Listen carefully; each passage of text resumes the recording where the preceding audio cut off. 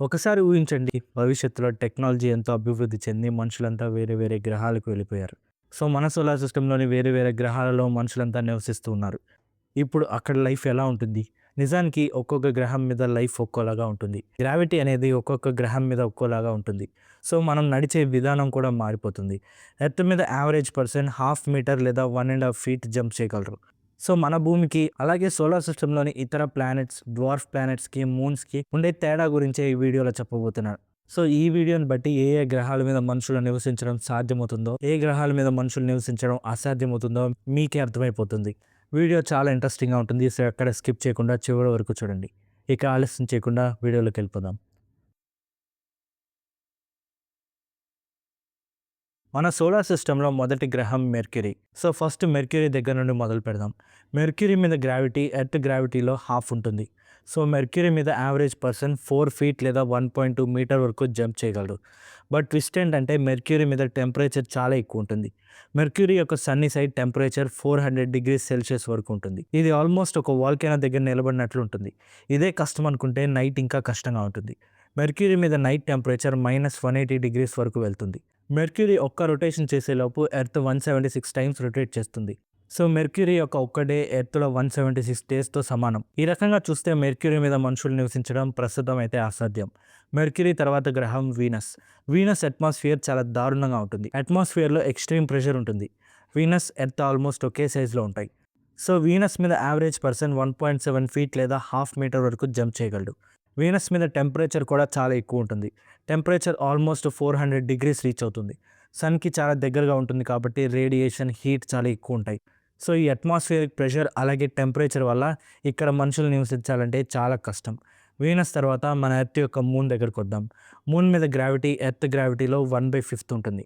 So, moon మీద average person almost 9 feet లేదా 2½ metre వరకు జంప్ చేయగలడు. ఎర్త్ తర్వాత ఉండే ప్లానెట్ మార్స్. మార్స్ మీద జంప్ 4 ఫీట్ వరకు ఉంటుంది. మార్స్ మీద చాలా రీసెర్చ్ మిషన్స్ జరిగాయి. వీటిలో మనుషులు కనిపెట్టింది మార్స్ అట్మాస్ఫియర్ చాలా థిన్‌గా ఉంటుంది. మార్స్ మీద సన్‌సెట్ బ్లూ కలర్‌లో చూడొచ్చు. మార్స్ సర్ఫేస్ మీద నించుంటే మనకి సోలార్ సిస్టమ్‌లోని అతిపెద్ద పర్వతం కనిపిస్తుంది. అదే ఒలింపస్ మాన్స్.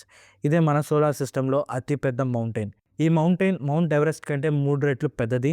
ఇదొక వోల్కానో కూడా. మార్స్‌కి 2 మూన్స్ ఉంటాయి. వాటిల్లో ఒకటి ఫోబోస్. ఈ మూన్ మీద గ్రావిటీ చాలా చాలా వీక్‌గా ఉంటుంది. సో, ఇక్కడ జంప్ చేస్తే అలానే పైకెళ్ళిపోతాం కానీ కిందకి రాము. సోలార్ సిస్టమ్‌లోని ఇతర మూన్స్‌తో పోలిస్తే ఈ ఫోబోస్ చాలా చిన్నది. ఇది ఆల్మోస్ట్ ఒక యాస్ట్రాయిడ్ లానే ఉంటుంది. ఈ మూన్ మార్స్‌కి చాలా దగ్గరగా ఉంటుంది. జస్ట్ కొన్ని వేల కిలోమీటర్ల దూరంలో మాత్రమే ఫోబోస్ ఉంటుంది. సో, ఫ్యూచర్‌లో ఫోబోస్ ఇంకా దగ్గరికి వచ్చి ఆ తర్వాత మార్స్‌పై క్రాష్ అయ్యే అవకాశం కూడా ఉంది. అప్పుడు మార్స్‌కి కూడా సాటర్న్ లాగా రింగ్స్ రావచ్చు. మార్స్ తర్వాత మార్స్‌కి, జూపిటర్‌కి మధ్యలో యాస్ట్రాయిడ్ బెల్ట్ ఉంటుంది. సో, ఇప్పుడు కాసేపు గ్రహాల దగ్గర నుండి యాస్ట్రాయిడ్ వైపు వెళ్దాం. సోలార్ సిస్టమ్‌లో అతిపెద్ద యాస్ట్రాయిడ్ ఎంత పెద్దగా ఉంటుందంటే దీన్ని ఆల్మోస్ట్ ఒక డ్వార్ఫ్ ప్లానెట్‌గా కన్సిడర్ చేస్తారు. ఈ యాస్ట్రాయిడ్ మీద జంప్ చేస్తే 52 ఫీట్ పైకి వెళ్ళి మెల్లగా కిందకి దిగుతాం. ఈ యాస్ట్రాయిడ్ మెయిన్ యాస్ట్రాయిడ్ బెల్ట్‌లోనే ఉంటుంది. యాస్ట్రాయిడ్ బెల్ట్ యొక్క మాస్‌లో 1/3 మాస్ ఈ యాస్ట్రాయిడ్‌దే ఉంటుంది. ఇక యాస్ట్రాయిడ్ బెల్ట్ నుండి మళ్ళీ ప్లానెట్స్ దగ్గరకొద్దాం. ఆ తర్వాత వచ్చే గ్రహం జూపిటర్. జూపిటర్ ఒక గ్యాస్ జెయింట్ ప్లానెట్. ఈ గ్రహానికి మన భూమిలాగా ఒక సాలిడ్ సర్ఫేస్ ఉండదు. సో, ఒకవేళ వర్చువల్‌గా ఒక సర్ఫేస్ క్రియేట్ చేస్తే జూపిటర్ మీద average person just half feet మాత్రమే జంప్ చేయగలడు. జూపిటర్ ఎర్త్ కంటే చాలా రెట్లు పెద్దది. అంతేకాదు మాస్ ఎక్కువ. అలాగే గ్రావిటీ కూడా చాలా ఎక్కువ.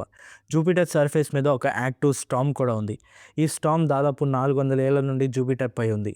ఈ ఒక్క స్టార్మ్‌లో మన భూమి మొత్తం పట్టేస్తుంది. ఇక జూపిటర్ యొక్క మూన్స్ విషయానికొస్తే జూపిటర్ యొక్క లార్జెస్ట్ మూన్ గ్యాన్మైడ్.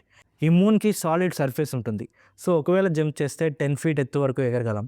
ఈ మూన్ మెర్క్యూరీ కంటే పెద్దది. బట్ మాస్ చాలా తక్కువ. సో, గ్రావిటీ చాలా వీక్‌గా ఉంటుంది. ఈ గ్యానమైడ్ సర్ఫేస్ మొత్తం థిక్ ఐస్ ఉంటుంది. బట్ లోపల ఒక మెటల్ కోర్ ఉంటుంది. ఇక ఆ తర్వాత గ్రహం సాటర్న్. ఇది కూడా జూపిటర్ లానే ఒక గ్యాస్ జెయింట్. జూపిటర్ కంటే కాస్త చిన్నది. జూపిటర్‌తో పోలిస్తే మాస్ తక్కువ, అలాగే గ్రావిటీ కాస్త తక్కువ. సో, ఇక్కడ వర్చువల్ సర్ఫేస్ మీద నార్మల్ పర్సన్ 1.4 ఫీట్ వరకు జంప్ చేయగలడు. ఆల్మోస్ట్ మన ఎర్త్ అంతే. సాటర్న్‌కి దాదాపు 62 మూన్స్ ఉంటాయి. వాటిలో అతిపెద్దది టైటాన్. ఇక్కడ ఒక యావరేజ్ పర్సన్ ఆల్మోస్ట్ 11 ఫీట్ వరకు జంప్ చేయగలడు. ఈ మూన్ ఆల్మోస్ట్ ఐస్‌తోనే తయారైంది. బట్ లోపల వాటర్ కూడా ఉండొచ్చు. ఈ మూన్ మీద మనం ఒక వింత చూడొచ్చు. అదే ఐస్ వోల్కానో. మనకి లావా వోల్కానోస్ ఉన్నట్లు ఈ మూన్‌పై ఐస్ వోల్కానోస్ ఉంటాయి. వీటినే క్రయో వోల్కానోస్ అంటారు. ఇక ఆ తర్వాత గ్రహం యురేనస్.